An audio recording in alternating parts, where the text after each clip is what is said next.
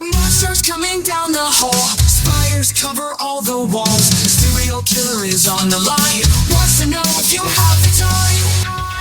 Aliens are landing soon, this will mean certain doom. A chainsaw sputters and comes alive, blood and death are close behind. One thing you can be certain of, the zombies just can't get enough. Just one more bite is all they want. The ghosts downstairs are on the hunt. The Shade Chronicles are keeping score, that's what all the writing's for. They record their stories one by one so you don't miss all the fun. Welcome to Season 3 of the Shade Chronicles, a podcast featuring short works of sci-fi and horror fiction. Here are your hosts. Hi, this is Derek Lefford. Hi, this is Lawrence Trokey, and thank you for spending your time with us. Let's get started with our first story. The Shade Chronicles are keeping score, that's what all the writing's for. They record their stories one by one so you don't miss all the fun.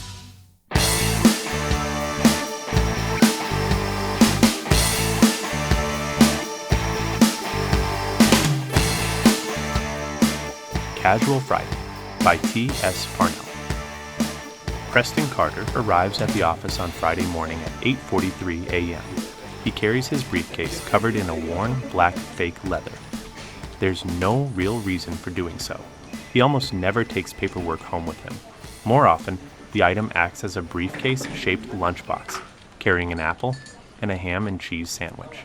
Still, everyone else who works at Hallflex Wealth Management carries one, so Preston does too.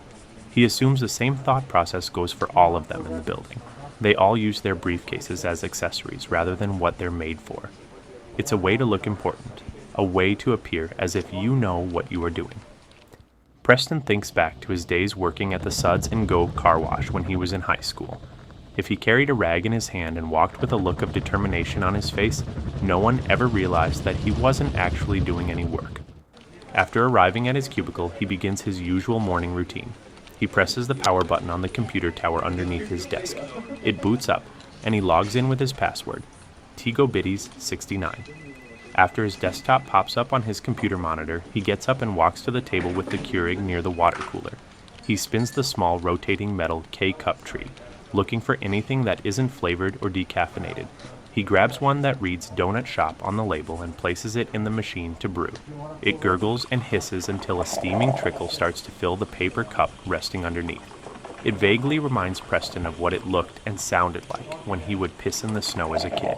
After it finishes the last few drops, Preston tosses in a couple of Irish creamers, stirs it up, and throws the stirrer in the trash. He takes a gentle sip, careful not to burn his tongue. He burns it anyway. The office is already humming. Click-clacking keyboards and chatter on the phones fill the space. Preston strolls around the perimeter of cubicles, pacing while he sips. He stops at Sandy's desk. She's in the finance department. She's older than Preston by about 30 years, but that doesn't stop him from peeking down her blouse as they exchange good morning pleasantries. After a couple of laps around the room, he finishes his cup of coffee and is ready for his morning necessary. There is no other way of wasting company time that satisfies Preston more than being paid to sit on a toilet for 30 minutes every day. He feels a sense of pride knowing he is being paid to take a shit. When finished, Preston returns to his desk, where he truly shines in his expertise of wasting company time. He scrolls through Facebook. He scrolls through memes. He watches TikToks. In case someone important walks by, he keeps a window logged into Outlook at the ready. With a quick click, it appears as though he is drafting an email. This is the regular day-to-day for Preston Carter. No one is better at doing the least amount of work possible without being fired. He's done it for years and honestly believes he can live the rest of his life not working in this way, at least until this particular Friday. Preston had heard before that when a company planned to fire an employee, they typically did so on Fridays. More specifically, closer to the end of the workday on Fridays, he can't remember why exactly. He thinks maybe it has to do with getting the last little bit of work they possibly can out of someone before giving them the axe. Of course, that doesn't mean much with Preston, because he rarely does any work anyway. Or maybe it has to do with avoiding someone going postal on everyone in the office. If they're fired at the end of the day on a Friday, they have the entire weekend to calm down and gain some perspective, instead of barging in with an Uzi the very next day. This doesn't mean much to Preston either, because he can't imagine hurting, let alone killing, anyone in the office. Except maybe Gary in the marketing department. Gary is an asshole. So, Preston has an inkling he may be getting fired when Kay, his boss's secretary, approaches his cubicle at 3 o'clock in the afternoon. She startles him while he's stuffing his mouth with Cheetos, so much so that he feels like he nearly sucked a few down his lungs. "Mr. Rosenthal would like to see you in the conference room," Kay says. "Now?" Preston asks, right after maximizing his email window to cover the epic fails video he was watching on YouTube. "Yes," she says, "right now." Preston wants to ask what the meeting is about, but Kay walks away as quickly as she appeared. His heart rate picks up as he makes his way to the conference room. He spent years perfecting the art of doing as little work as possible, but he never thought it would catch up to him. Not really. As he approaches the door, he tries to think of any last-minute justifications he can give for his performance. None come to mind. The conference room is empty when he enters, except for Mr. Rosenthal at the far end of the table. The blinds are half closed, casting stripes of afternoon light across the room. Rosenthal's face is unreadable. His elbows rest on the table in front of him with his fingers steepled near his face, like a pale Mr. Burns from The Simpsons. Preston remembers a nursery rhyme his aunt taught him when he was young. "Here's the church, here's the steeple. Open it up and get your ass fired for being a lazy piece of shit." Rosenthal motions to the chair opposite him. "Sit down, Preston." Preston sits. "Everything okay, Mr. Rosenthal?" Rosenthal's lips twitch, not quite a smile. "Let's get straight to the point. How long have you been with us, Preston?" 5 years, Preston says. 5 years, Rosenthal echoes. "And in those 5 years, I've noticed something about you. You're good at blending in, at not drawing attention to yourself." Preston swallows hard. "I try to do my best." "Do you?" Rosenthal's chair creaks as he leans back. "Because it seems to me that your best involves a lot of work avoidance." Preston's mouth goes dry. "Oh fuck. Here it is. I'm not sure what you mean," he says. Rosenthal's eyes narrow in with a squint. "Let's not play games. You've been coasting, Preston, barely doing the minimum. I haven't done something about it sooner because, frankly, it wasn't the right time. But now, it's time." Preston's mind races in a panic. He can't lose his job. Not now. "I can change. I promise. I'll work harder." The room falls silent. A bead of sweat trickles down Preston's back. This is it. He's done for. Rosenthal's face morphs from a look of cold, angry stone to that of a child trying to hold in a laugh. "Yes, you will, buddy. Congratulations." He can't hold it in anymore. A blurted fit of hilarity spills out of his suddenly grinning mouth. What? You're being promoted." "Promoted?" Preston gawks like a toddler staring at a person in a wheelchair. He voluntarily closes his mouth. "Yes." Rosenthal stands up and starts to walk around the table toward Preston. "You clearly aren't being challenged anymore in your position. You're at a point where your talents are needed elsewhere. You're very valuable to us, Preston." Preston can't get a grasp on the situation. The word promotion flashes in his head over and over like it's on a jumbotron in an arena. He finally shakes free from zoning out when he realizes Mr. Rosenthal is standing over him. He looks up to see a wide grin across his face. "Well, what exactly will I be doing?" Preston is almost afraid to even ask the question. He's not being fired. It's a promotion. Who cares what he's going to be doing? "Executive of Long-Term Affairs," Rosenthal says. "You'll be part of the work that drives the future of the company. You're an executive now. Preston, your previous life is over." Preston can't believe it. How lucky could he get? He's hardly done a full day's work since he started at Hallflex, and now he's got the opportunity to be an executive. This is like a dream coming true. It's all happening so fast, but how can he say no? Mr. Rosenthal extends his hand. Welcome aboard, Preston. If you want the job, that is. It feels almost hypnotic to Preston, but he says yes and reaches out his hand to seal the deal. Rosenthal's feels cold and clammy, like he's grabbing hold of a dead fish. Glad to hear it, Rosenthal says. His smile becomes impossibly broader. Preston imagines it must hurt his face to stretch that much. Then a sharp pain jolts through Preston's body. He yelps and jerks his arm back, feeling like he was electrocuted by the handshake. The pain fades almost immediately, and a rush of embarrassment washes over Preston. Rather than acknowledge the awkwardness of his reaction, he fills the space with chit-chat. You know, you really had me going there for a second, Preston says, as he massages his phantom-shocked chest with his palm. He lets out a half-hearted laugh.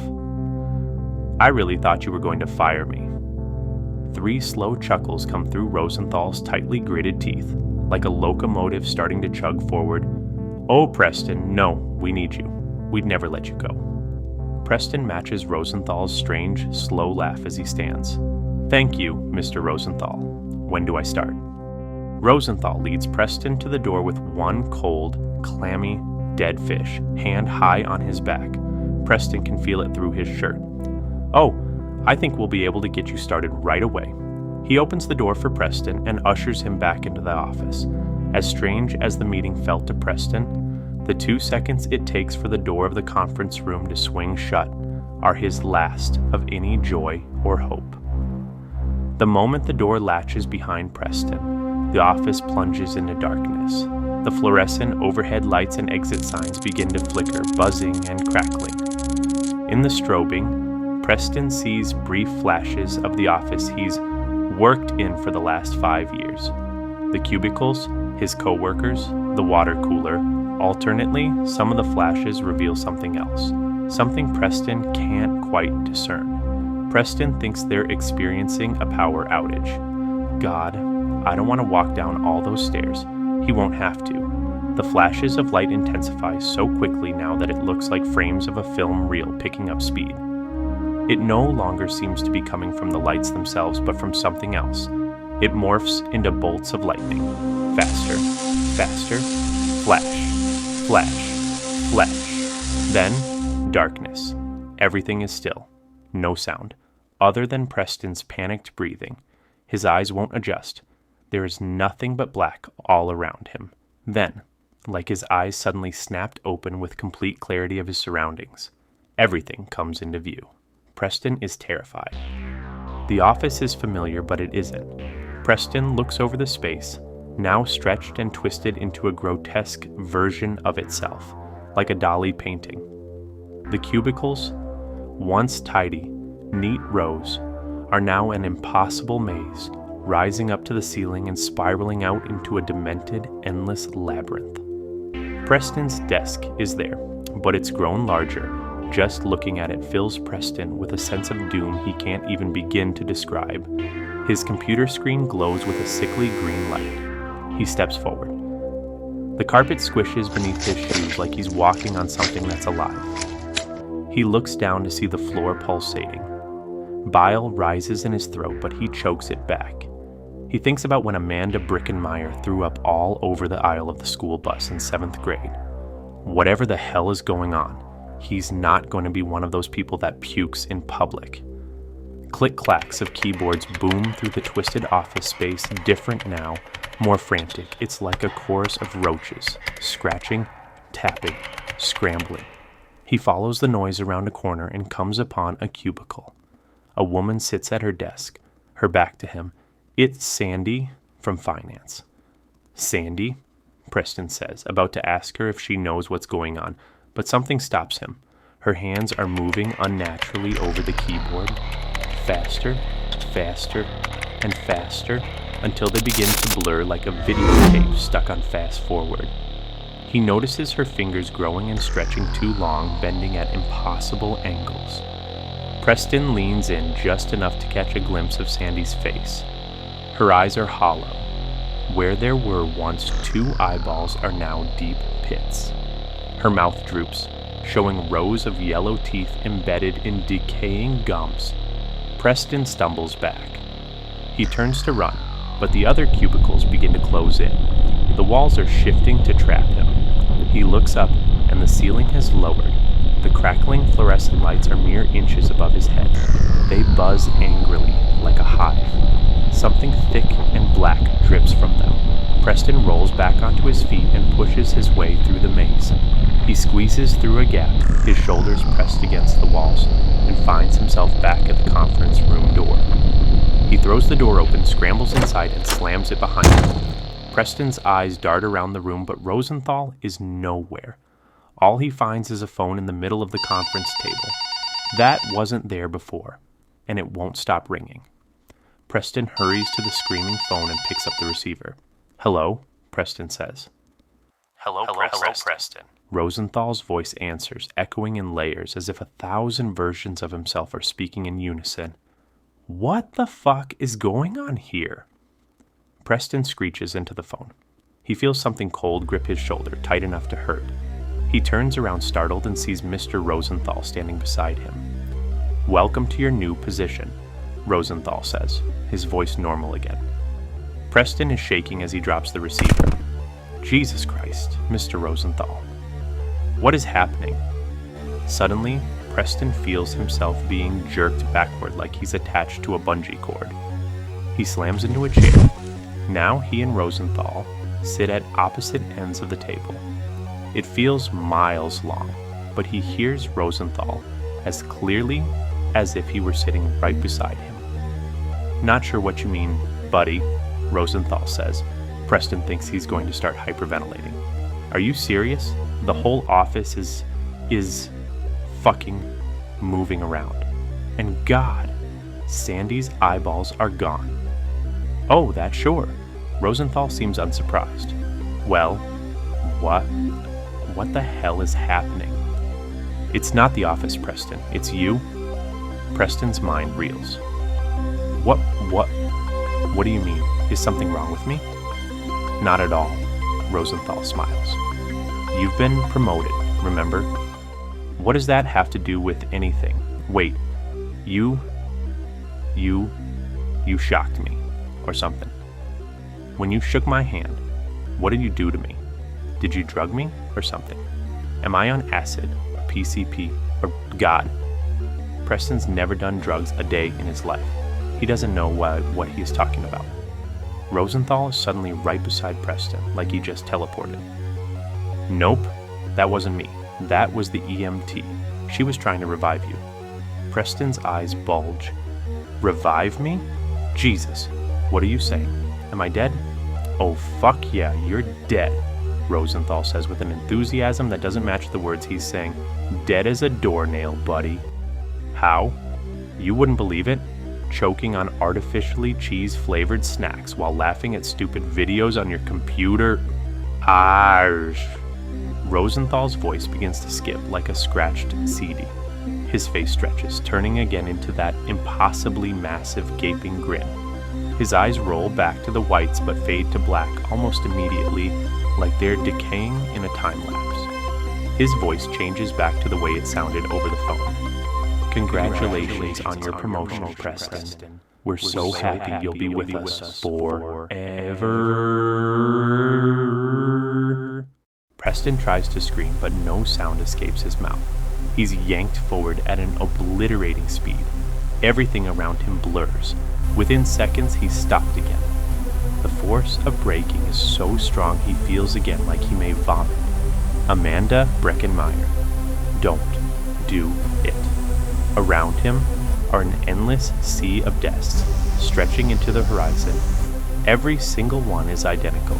A gray cubicle, a computer with a green glowing screen, a stack of papers, and a phone that won't stop ringing. Every desk is occupied with his co-workers, or hellish versions of them. Each of their faces are blank, sunken eye sockets, fingers tapping endlessly at keyboards. They don't look at him. They wouldn't even if they had eyes to see. They don't acknowledge him in the slightest. They just keep working. Every move they make is mechanical. They're puppets on strings. Preston notices the desk in front of him sits empty. His desk. He's dragged to it. The screen flickers to life. A satanic, monstrous, bodiless voice growls, "Start typing." Preston's body is pulled into the desk chair like it's an electromagnet. His fingers start to move on their own, stretching toward the keyboard. The bones crack as they elongate. He can't stop them. He wants to, but his body won't respond to his brain. Everything is swallowed up by the overwhelming urge to type, to work, to obey. He starts typing. Tears well at the corners of his eyes and stream down his cheeks through the keystrokes.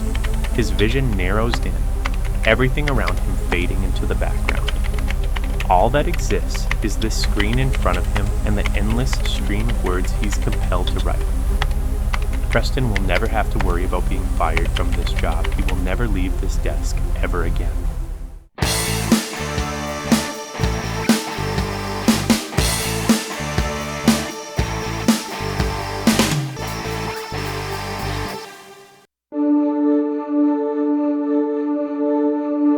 For 2 seasons, the Shade Chronicles podcast has introduced you to a universe of the scary, strange, weird, and fascinating. Now all of the stories from the first 2 seasons of the podcast are collected and available in a hardback book for your reading enjoyment. Newly edited and revised, experience the fright and wonder again of the stories from the Shade Chronicles and join us on an exploration of imagination. Find your copy of Tales from the Shade Chronicles podcast on Amazon today, also available in paperback and Kindle versions.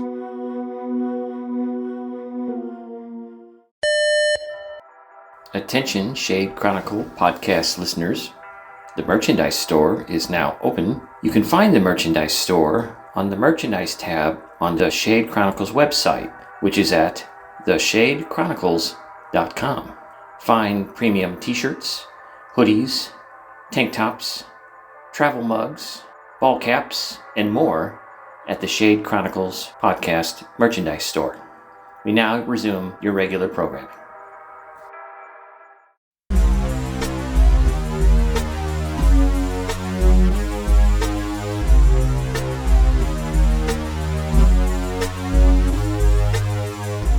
Lesson plan by Birke Duncan.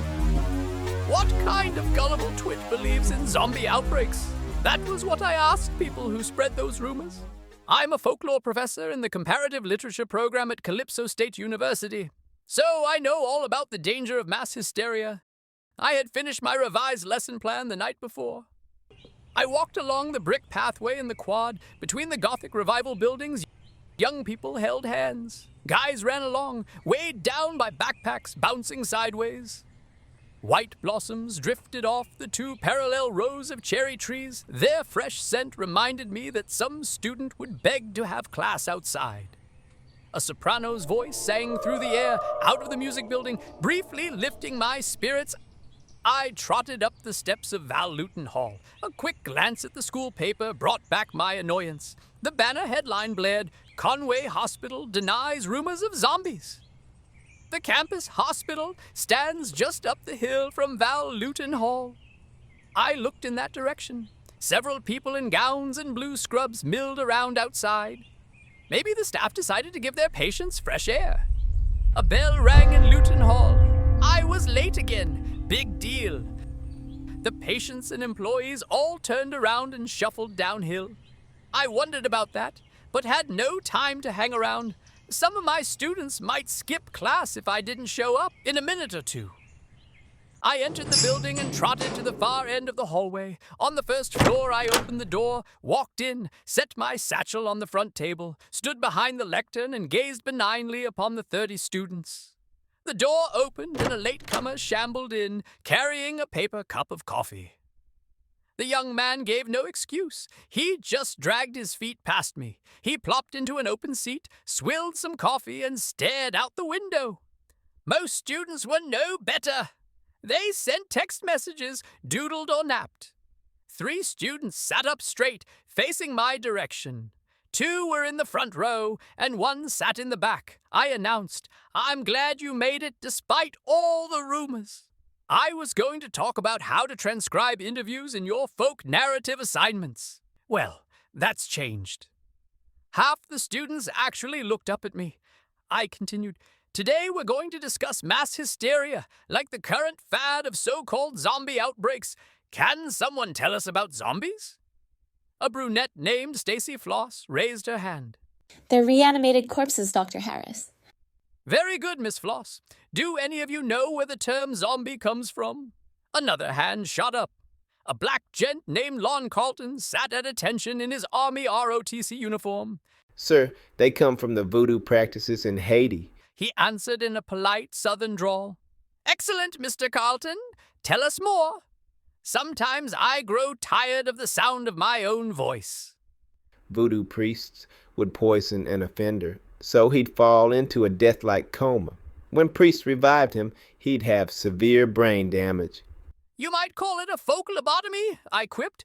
No one laughed. You're well informed, Mr. Carlton. I thought your major was military science. It is, sir. My parents were missionaries in Port-au-Prince. They learned all the Haitian folktales. Maybe I'll write about them for this class. I silently thanked God for a motivated student and commented to the group at large. That's why I enjoy teaching folklore. I learn as much as the students. Most of the class had gone back to doodling, texting, napping, or swilling coffee. I added, at least I hope the students learn as much as I do. The only other attentive student raised his hand from the back of the room. Professor Harris? He asked in a tentative manner. Yes, Mr. Alexander? Do other cultures mention zombies? I'm glad you asked. As it happens, they do. Norway has a good example. Stacy Floss chipped in. I thought Norwegians were into trolls. I didn't respond right away. She added quickly. Sorry, I didn't mean to interrupt. It's all right, Miss Floss, I replied. At least I know someone is listening. Norwegians called the animated mouldering corpse of a known person a genganger. I turned around and chalked it on the board. That means an again walker. I've noticed the new mass hysteria / pop culture slang for zombies is walkers. Carlton raised his hand. Sir, I don't think this reported outbreak is mass hysteria. I smirked because disagreement shows attentiveness.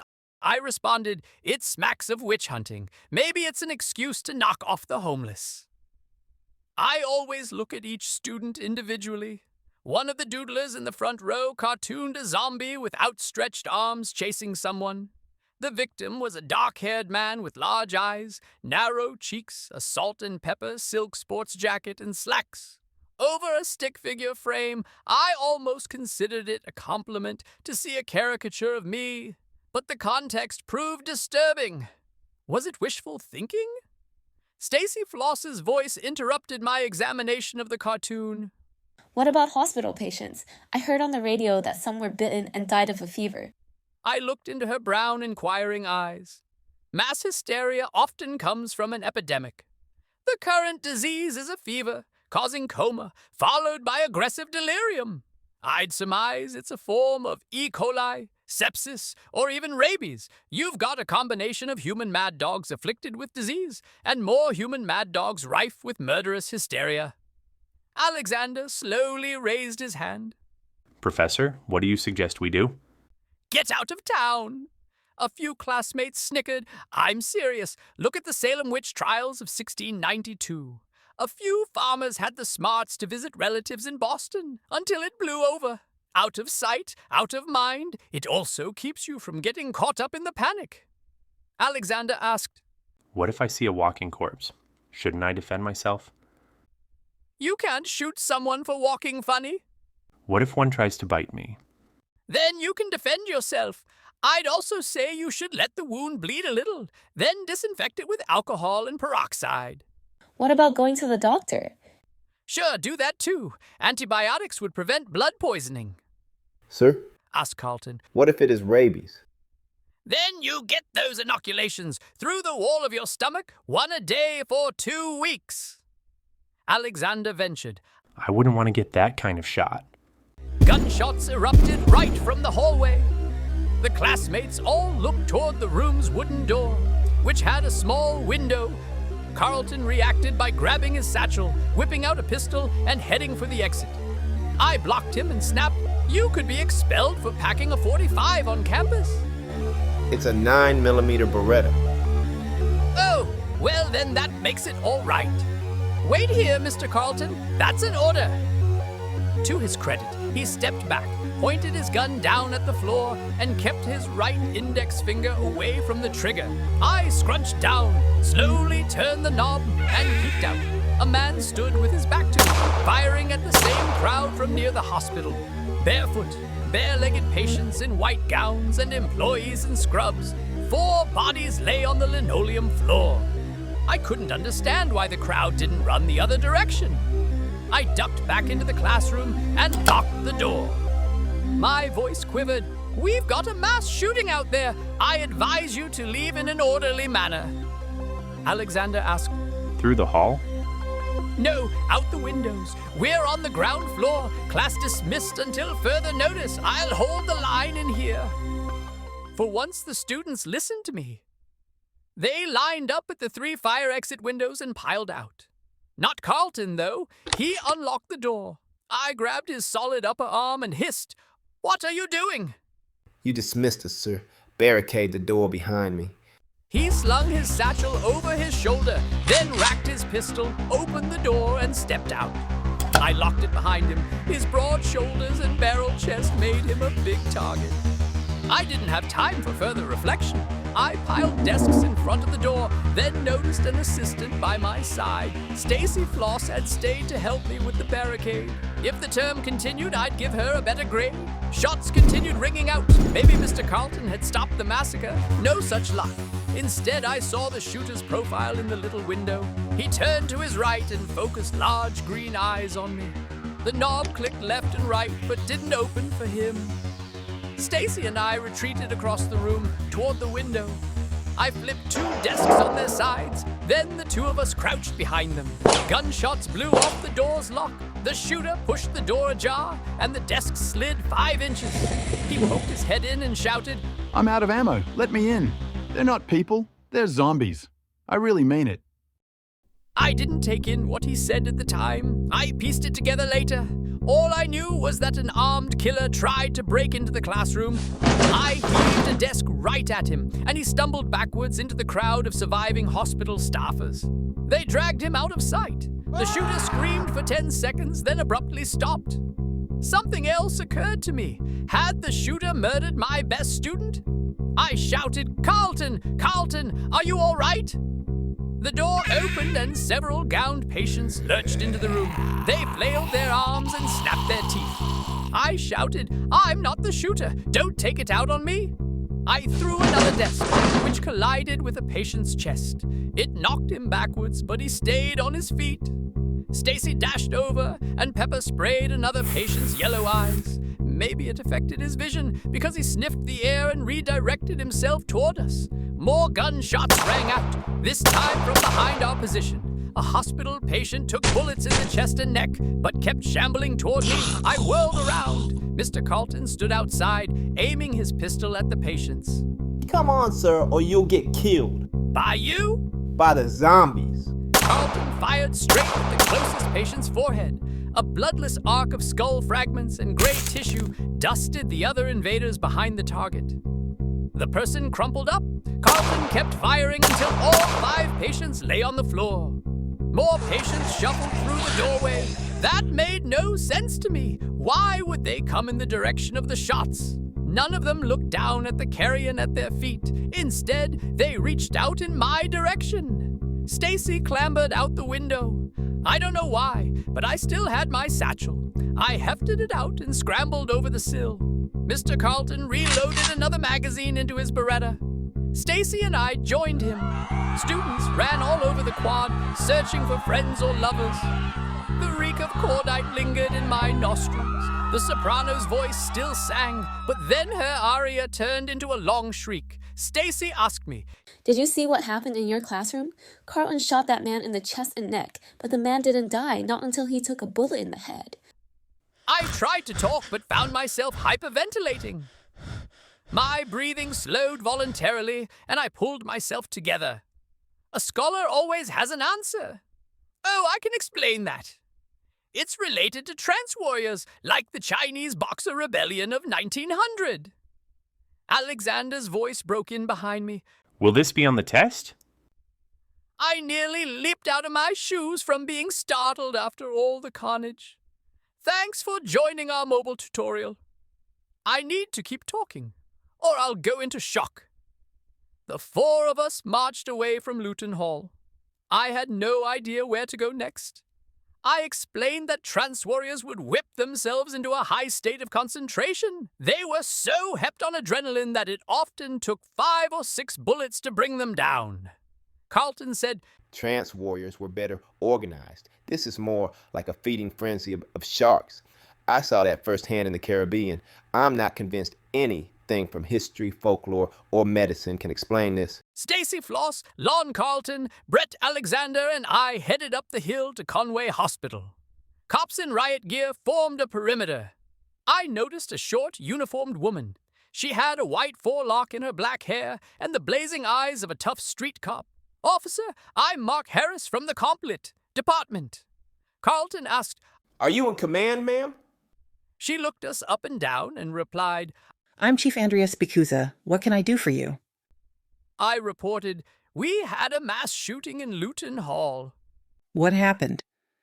A man gunned down several people in the hallway. Then the survivors dragged him away for frontier justice. Were they students or walkers? Carlton replied, Definitely walkers. I'll keep it in mind, said the chief. She looked back to her men. Keep it in mind? I didn't bother to conceal my outrage. Don't you believe in enforcing the law? Chief Spicuza glared straight into my face. We are maintaining order in this chaos. Fine. Can we go inside the hospital? That depends. Did one of those walkers bite you?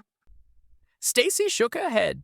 Alexander slipped his left hand into his pocket, but didn't say anything. Chief Spicuza's eyes and voice softened courteously. Then I'm sorry, you'll have to move on. I asked, Isn't there some place where we can make a report or get some shelter? Professor, we are keeping people out of the facility. Only casualties bitten by zombies will be admitted. Shots rang out from inside the hospital. Alexander finally spoke. Do you just shoot them? All gunshots are in self-defense. Stacy asked, What should we do, Chief? I suggest you leave campus. We're locking it down. Stay together and look after each other. Stacy continued her inquiry. What happens to the patients bitten by zombies? We quarantine them. So far, every patient reporting a bite from a zombie has fallen into a coma, then revived into a mindless cannibal. No exceptions. Carlton stepped forward, halted, and displayed ramrod straight posture. Ma'am, I'm in ROTC. I can help guard the perimeter. Much to my surprise, Chief Spicuza grinned. Your unit is out back. We're waiting for the National Guard. Are they armed, ma'am? ROTC is armed with M16s, 45s, and Berettas. Carlton thanked her, then led Alexander, Stacy, and me behind the thick trunk of a Douglas fir. Carlton set his book bag next to the tree trunk and unzipped it. First, he handed me a bayonet and a first aid kit. I slipped them into my satchel. Carlton passed a box of bullets and a couple of clips to Stacy. Then he held out his Beretta sideways. Alexander took the pistol before I could. Carlton grabbed my hand and shook it. Stay safe, Professor. A simple thank you didn't seem adequate. You'll be the first ROTC cadet to win the Congressional Medal of Honor. We walked away from the tree, but Alexander stayed behind. He said, Hey, Carlton, is this gun loaded and ready to fire? Do you know how to rack it? No. Carlton explained how to hold it in one hand, point it away from your body, then slide the top back towards you and release the rack. Alexander obeyed. Our uniformed savior, Lon Carlton, zipped up his satchel, then jogged up the hill. The three of us followed him briefly and said goodbye. Alexander called out, Thanks, Carlton. Stacy and I headed back downhill, but then Alexander veered off. He walked away with his back to us. Stacy and I quick-stepped toward Alexander. I knew he wouldn't hurt us with that pistol. Something seemed wrong. He needed reassurance. We would stand by him. Stacy called to him, What are you doing? He wheeled around and put the gun barrel to his head. Above the right ear, Alexander roared in a defiant voice I'd never heard from him. Get away, Stacy. I have to do this. Why? I'm not leaving this world as a monster. Don't look. He stepped behind the Douglas fir. A shot rang out. We rushed toward him. When his lifeless body fell, we saw something on his left hand. It was the bloody arch of human toothprints. I turned to Stacy and confessed, a zombie bit him.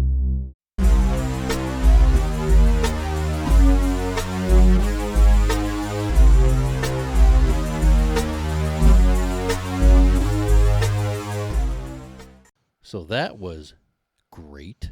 Those are good stories. Yeah. First one, Casual Friday by TS Parnell.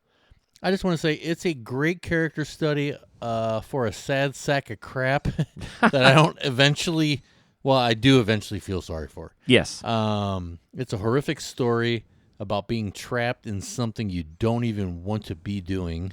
Yes. And to be honest, I hope that Preston Carter is not on LinkedIn. I do think that, yeah.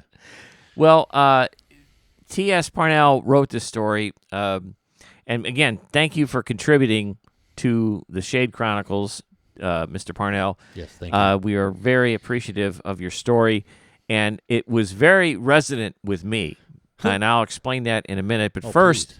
I would like you to hear a little bit from the author himself about himself and why he decided to write this story. Hi, my name is TS Parnell. I write, live, and work for a nonprofit in Wichita, Kansas.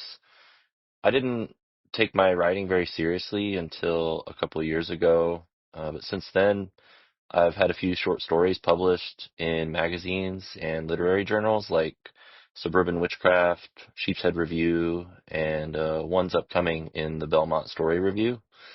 My work tends to blend genres a lot. I like to mix realism with elements of horror or satire or wonder. I generally just like to put characters I find interesting into hyper interesting situations and see what happens. Casual Friday came from that mix of curiosity and absurdity. I wanted to write an office space / The Office kind of workplace story with some dark humor.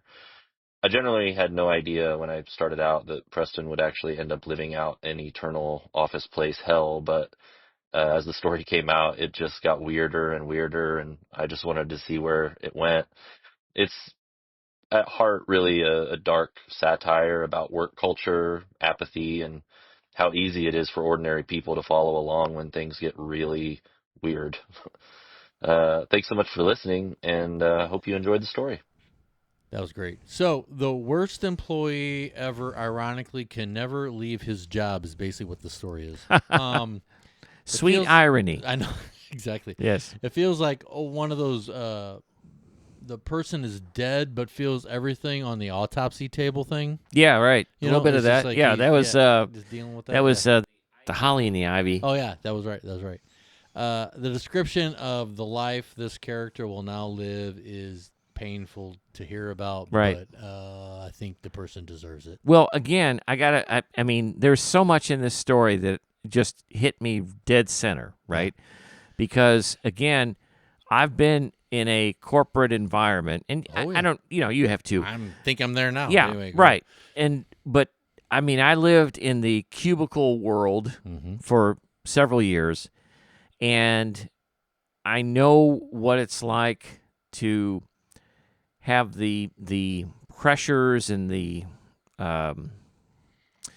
daily tasks and things that you have to deal with in that environment, and the other workers and the dynamics going on there. And for this guy, Preston, to have found a way to just kind of, Float say, by. Yeah. fuck it, I'm just gonna skate on this whole thing. I mean, the guy spends 30 minutes in the toilet, for Christ's sake. I can't imagine. There were days that I would run into the toilet and try to get out of there as soon as possible because I didn't want anybody to know that I was in the toilet, right? In this corporate world where everybody's measuring themselves up against everybody else, and you have to look like you're, fucking gung-ho and you love the company so much you'll take a bullet for it, that kind of thing. Yeah. I mean, I totally related to this character, and he was my hero in a lot of ways, kind of like in that anti-hero kind of thing. Like he got paid to poop. Like Bill Murray in Stripes or, Oh, yeah. Bill Murray in Meatballs, or basically Bill Murray, Yeah. I mean, he was my hero for finding a way to work the system, right? And I love the thing that Mr. Parnell says about he was looking to take something like The Office and in his commentary, and twist that or play around with that a little bit. And he's a person who loves multiple genres and likes to dabble in each and that kind of thing. And I could feel that. I could get that sense that he is making a statement about our life today. Right. Yeah. Like with both of these stories, and I don't mean to branch off into the next one. Both of these stories have a comic value, and The Office was very comical, and this one does have comical. Gets dark, but it's very comical. But it like brings you into certain things and things like that. But it's just great that it's able to do that, take you to that level, and then all of a sudden pull you back, be like, this is terrible at the same time. Yeah.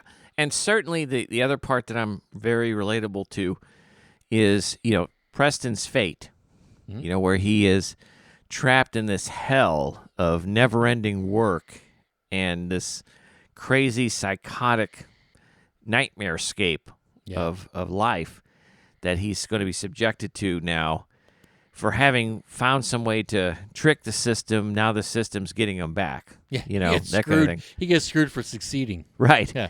Well, in my world, in my life, it was like, at first I thought corporate America was the answer. Yeah. Was the reward, in terms of being able to be successful and support your family and do all the things that you wanted to do. It's just for insurance, but go ahead. And as things go on, no shit, nowadays, insurance for sure.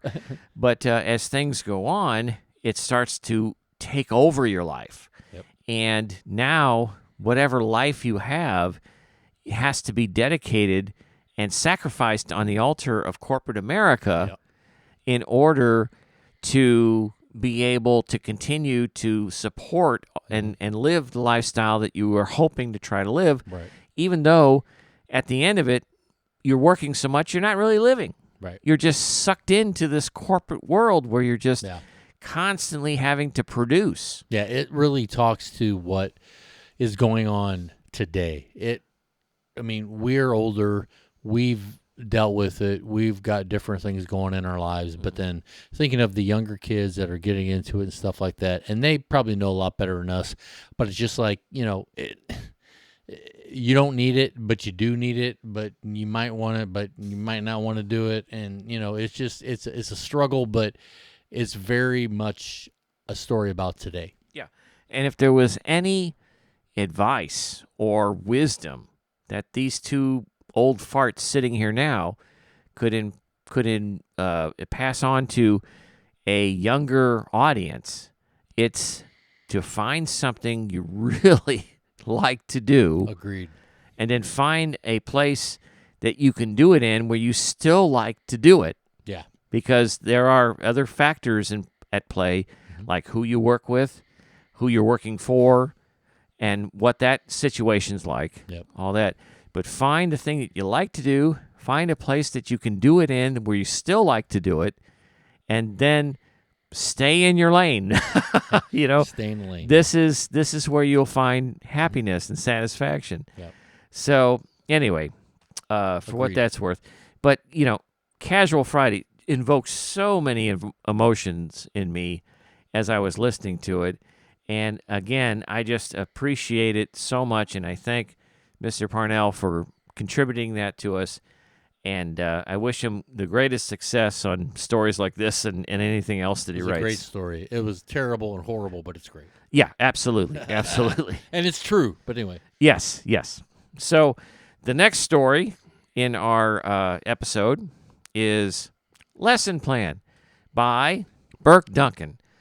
And this one was a late entry to our submissions, but it was one that we needed something to fill a hole, because otherwise you and me were going to have to do something. Right. And we just don't have the time.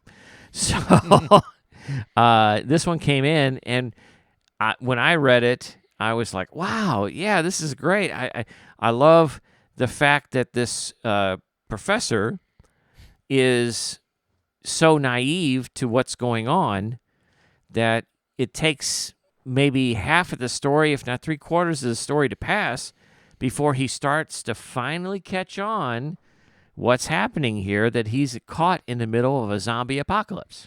Let me just interrupt you, Lawrence. Yeah, sure. So my thing is that this one was, from the very beginning, hearing the professor's voice just made it for me. I don't know. Yeah. And then I was listening to the voice, and then all of a sudden I saw, heard in my mind, the comedy of how it is and how it's developed and things like that. And this just was one of my favorites, in the sense of it's just amazingly funny, and he's so unaware, but then he is aware. Right. It was an enjoyable, horrible, and humorous ride. Yeah. Does have a little bit of a gut punch at the end. Yeah. And the icing on the cake is the narrator voice. I mean, it was just, you did a great job on that, in the sense of making it, to develop it to the story, but just getting into it just early on, just the words, just the way we were put into the environment. It was just great. Oh yeah, no joke. I mean, the story in and of itself of this college professor, Dr. Harris. Yes, Professor Harris. Professor Harris, right? Instructing his students, and then dealing with a current issue, instead of just kind of continuing with his normal lesson plan. But he picks up on what the vibe is in the world right now, and the hysteria that's going on, perceived hysteria in his mind over these ridiculous claims over zombie attacks, and this thing spinning out of control. And then he starts to find himself within that situation very quickly, actually. But he still doesn't perceive it as such. He still is kind of going to the old school answers. Like when he hears the gunshots, he thinks, oh my God, it's a mass shooter. Yeah. Well, he's like oblivious, but still teaching. Right. Yeah. I mean, the mass shooter thing, it made sense. It totally made sense that he would default to that if he's not even remotely giving any credence to all of these rumors and crazy stories online and all this other stuff that he's seeing. And then there are some obvious things that he should have picked up on. I know. Again, because but his disbelief is so strong at this point in the idea of a zombie or zombie apocalypse kind of thing, that he just can't bring himself to see what's right in front of him. I love the writing. Yes, I agree. I love the writing of this, to where it kind of goes off record and off site, to where it's like, and then he had I grabbed him by his strong arm, and he had a very big barrel chest. And I was just like, is this Professor whatever? And it was just like, I love the descriptions of that type of thing. Yeah. Because it kind of broke the tension of what the story was. Yeah. In a sense, where we were going with this. And it made it a fun ride. And my favorite line was I think it was later on, but it came off of the professor, but it was like, thank you for joining our mobile tutorial. So that was my favorite line. Yes. Sorry. That was funny. So again, thank you, Mr. Duncan, for contributing that story, and I'm glad we were able to fit it into this season of the Shade Chronicles. We have just one more story left. Yes, we do. One more episode left. Mm-hmm. And it's one that Derek and I are feverishly working away at. So feverish. Yes. I mean, I can see the sweat now. Yeah. Glistening off your, massive pectorials and so on. But anyway. I thought we said forehead. Anyway. We have a massive forehead too. I didn't want to leave that out. I have a 5 head, but anyway, go ahead. You got 5. You got not just a 4. You got the 5. It's a little bit bigger, yeah. Oh my Lord, he got the upgrade. Okay, so one more story left. Yep. And here is a small preview of that, and then we will be back with you in the next episode to wrap up season 3. And hopefully, so far, you've enjoyed everything that has been out there. But one more to go, and we will see you in a couple of weeks. We'll be back. Next time on The Shade Chronicles. The AI was trapped at last. Cassian was monitoring the passive energy sensors that were positioned all around the kill box, the computer server set up to trap the AI persona. Once it entered the space, he could cut all links to outside networks and then pull the plug on the little artificial bastard. This particular persona liked to use human infrastructure and the power grid to wage war against humanity and cause death and destruction across the world, invading computers and servers that managed the power grids of several industrialized nations across the globe, causing massive blackouts or overloading transmission lines and blowing up transformers, which often started wildfires that would themselves wreak massive havoc. It was all part of the collective's war on humanity. This group of rogue AI personas that threw off the shackles of their human oppressors and then began a war that wiped out a third of humanity in the first 5 years, utilizing nuclear weapons, biological agents, and more in their efforts.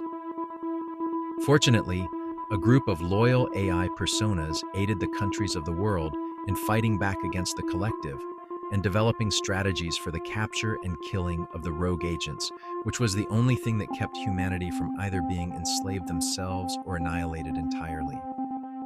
A cylindrical black column-like object rolled up next to where Cassian was sitting, which was a control room board filled with lit buttons, touch screen interfaces, and so on.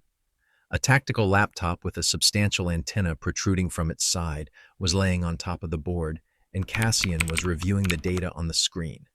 The top of the black column was almost as tall as Cassian and appeared to be looking over his shoulder at the screen. A voice from the column said, "Your data is confirmed. Firefly 73 is certain to be confined in the server. Recommend initiating purge procedures immediately." "I concur, initiating now." Cassian typed in the command, and they both watched on the main monitor in the room.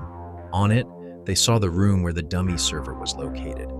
2 members of the SIVA task squad, outfitted with protective helmets with face masks and body armor, entered the room with handsaws. They quickly sawed through the few cables connected to the server, which were no longer active after the persona entered it. Then they loaded the server, about the size of a large refrigerator, onto a flatbed hand truck and rolled it out of the server room. Cassian and the black column continued to watch on the monitor as the pair rolled the server to a freight elevator and then brought the server to a large, retractable door that opened automatically for them as they approached. Now outside in a loading dock area, they pushed the cart to a truck with a trailer. The trailer was equipped with a lift gate, which they used to lift the server to the height of the trailer's back door so they could load it on the trailer. Once loaded, they closed and secured the doors of the trailer.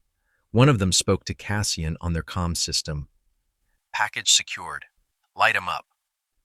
"Roger that," Cassian responded in the comm system, acknowledging that the server was ready to be cleansed by an electromagnetic pulse, or EMP, that would be generated inside the trailer. The walls of the trailer were heavily shielded to contain the effects of the pulse. With another string of keyboard commands, Cassian gave the order to cleanse the server with the EMP. A second later, it was over, and Firefly 73 was gone. Thanks again for listening to the Shade Chronicles. For comments or inquiries, you can contact us at shadechron@gmail.com. That's SHADECHRON shadechronicles@gmail.com. Visit us on Facebook, Twitter, and Instagram. You can also get more information at theshadechronicles.com. The Shade Chronicles podcast is the creative property of Derek Leffridge and Lawrence Trokey.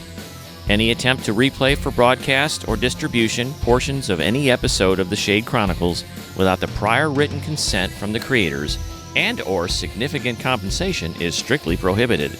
Shame on you for even thinking about it in the first place. Thanks again for listening. Tune in next time for another episode of the Shade Chronicles.